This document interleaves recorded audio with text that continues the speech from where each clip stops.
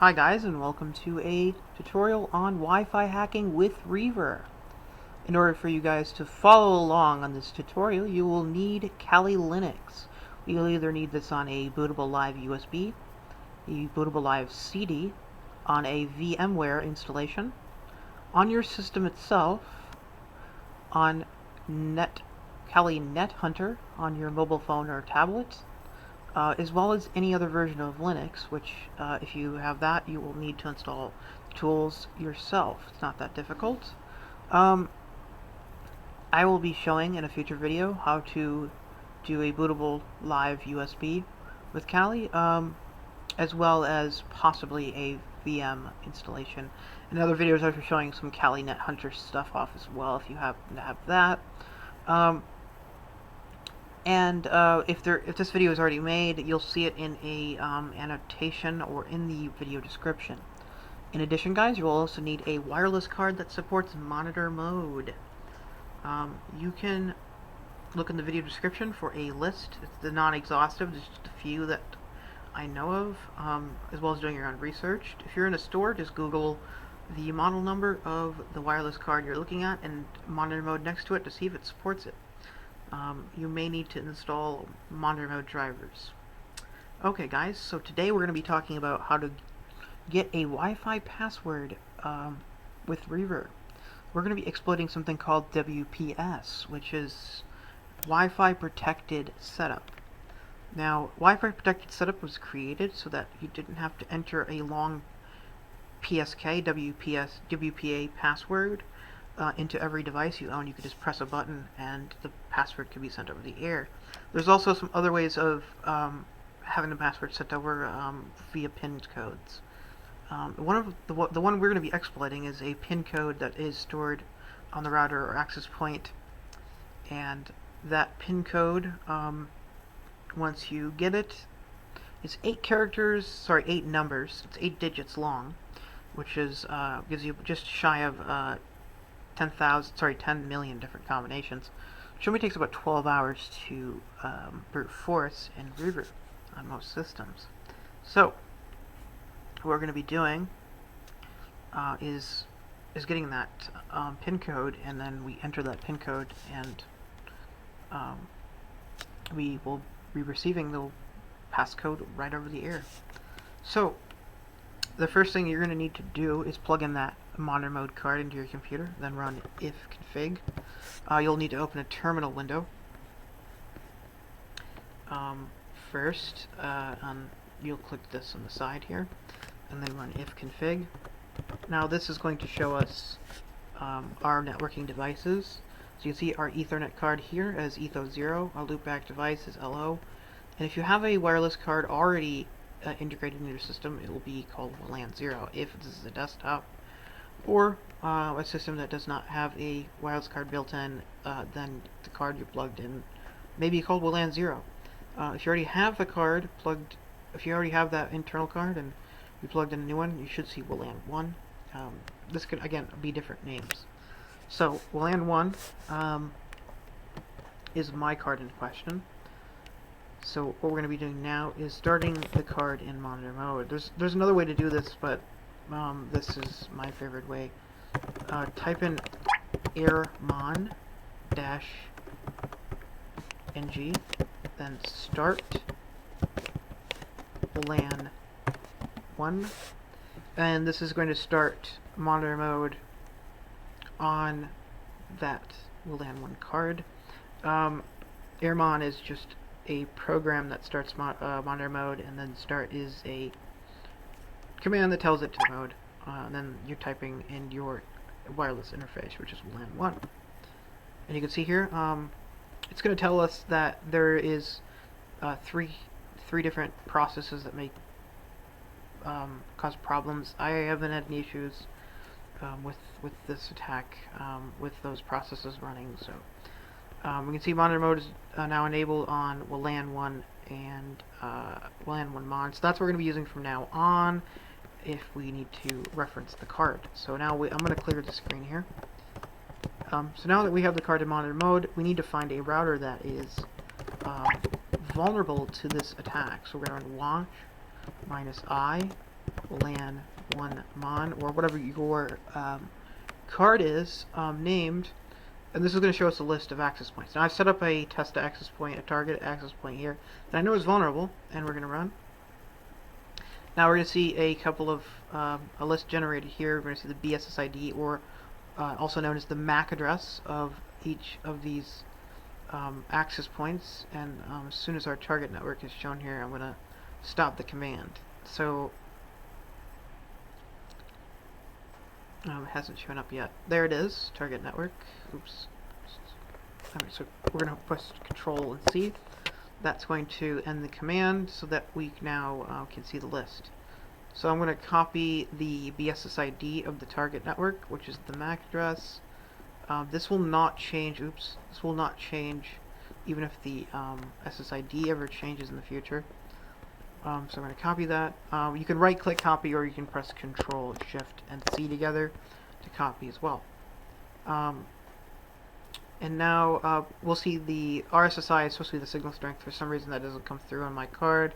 Channel is whatever channel the Wi-Fi is broadcasting on, and that'll come into play later. Now if you see WPS locked and you see yes, that means that the router is not vulnerable, because WPS will be locked out unless the router is faking a lock, which does not happen that often anymore.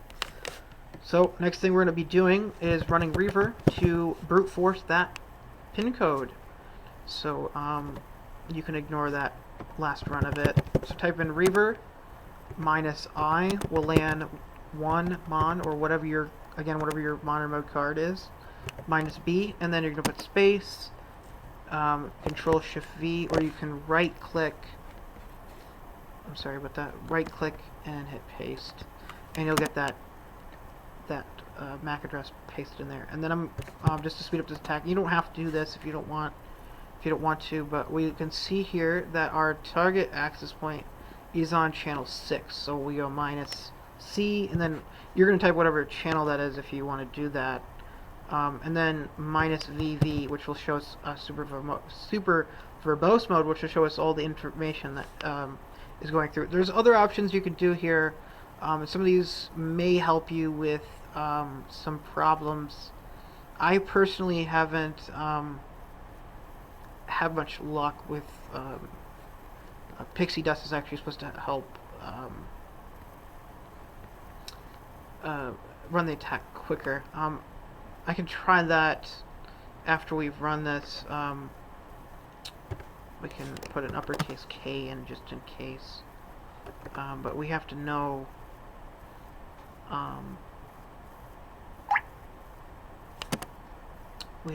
if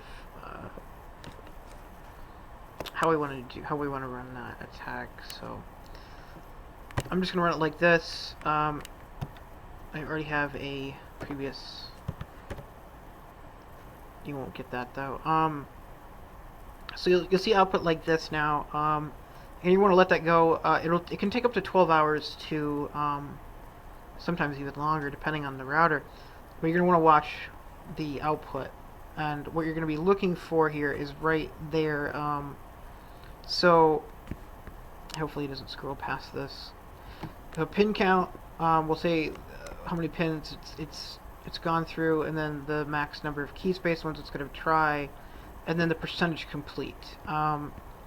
You'll get elapsed time, and at some access points you may see there we go, that's what I was looking for, estimated time remaining. If you see estimated time remaining, now this isn't hard or fast, it won't be for sure completed in 9 hours, but if you see that router is more vulnerable than most, so if you do see that, I'm going to quit the attack because we don't have time to run through all of this, but I'm going to try that uppercase K, which runs a Pixie Attack, and we can see if it's vulnerable to that. Now, and this is not vulnerable to a Pixie Attack, as I just shown here, but some routers will be. So now what we can do is I'm going to show you what happens with a access point that is not vulnerable and rate limits or rate locks and prevents any further attacks. And that's going to be the one I use as my regular router. Now normally I turn WPS off just as a precaution anyways. And if you try this on your own access point and you see an elapsed time remaining like I did on this one, or I'll show you what happens if it's not vulnerable. So I'm going to hold Control C here, and we're going to copy the one for the matrix, because that's the one we're going to be targeting this time. So I'm going to be hacking into the matrix. Now we're going to be on channel 11 for this one, so I'm going to change that channel to 11. And we're going to get rid of this BSSID here, and we're going to change that to that here. Oops, did not copy the access point BSSID. Let's do that again. So, okay, now we should be good.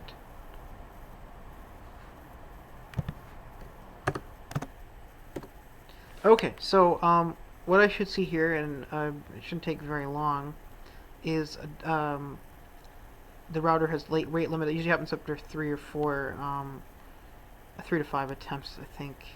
So it might take up to 10 before it locks up. There we go. We got it at 10. So warning detected, AP rate limiting, waiting 60 seconds for rechecking. It all depends on the router how long it will lock up for, but some lock up to a minute, some do an hour, some do 60 seconds. It doesn't matter how, really doesn't matter too much how small that is, but that will slow down your attack to a point where it will be useless. Some will lock until they're unlocked. So if you get that the router is not vulnerable, and this should mean that you're safe if you do see this. If you don't see this after 10, 20 attempts, your router is probably vulnerable, and I would recommend turning off WPS. So to do that, you're going to run your web browser, and then you're going to get into your whatever your default gateway is. You can run a network scanner to get that information, but you can also run ifconfig.